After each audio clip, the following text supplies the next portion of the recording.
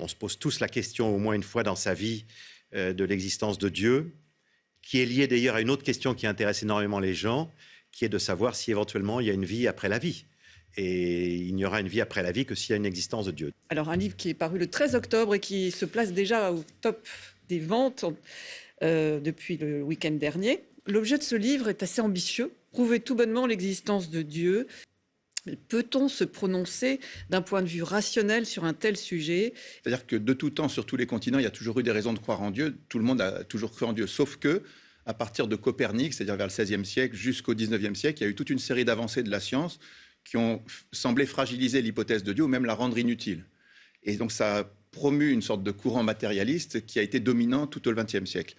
Et après, ce qu'on constate, effectivement, c'est qu'il y a un grand retournement avec toutes les découvertes du XXe siècle, donc à partir de la thermodynamique. La science et la raison ont fait beaucoup de progrès et effectivement, on peut apporter des preuves dans ce domaine-là. La mécanique quantique, la relativité, le Big Bang, la naissance de la cosmologie, la biologie, le réglage fin de l'univers, tout ça, ce sont des choses qui concluent qu'il y a un début absolu au temps, à l'espace et à la matière. Et s'il y a un début au temps et à l'espace et à la matière, ça veut dire qu'il y a une cause qui est ni temporelle, ni spatiale, ni matérielle.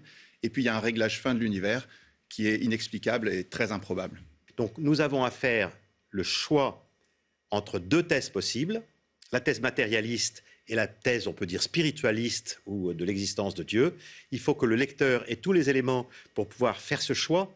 Alors on a deux exigences très importantes, c'est d'être juste sur le plan scientifique et d'être accessible. Il faut que ce livre puisse être lu de 7 à 77 ans, donc on a fait un langage simple, des images, des chapitres indépendants. Voilà. Notre conviction à nous, c'est que la thèse matérialiste, qui n'a toujours été qu'une croyance, parce que le matérialisme était une croyance, est en train de devenir, est en passe de devenir, à notre avis, une croyance irrationnelle d'un point de vue véritablement rationnel et scientifique. L'objectif du livre est simple, c'est de donner les éléments aux gens pour qu'ils se fassent leur opinion et susciter un débat, effectivement. Il y a eu un Big Bang il y a 13 milliards d'années, on en est sûr. Il y a eu un Big Bang dans la pensée depuis 100 ans. Il manque un Big Bang au niveau de la communication.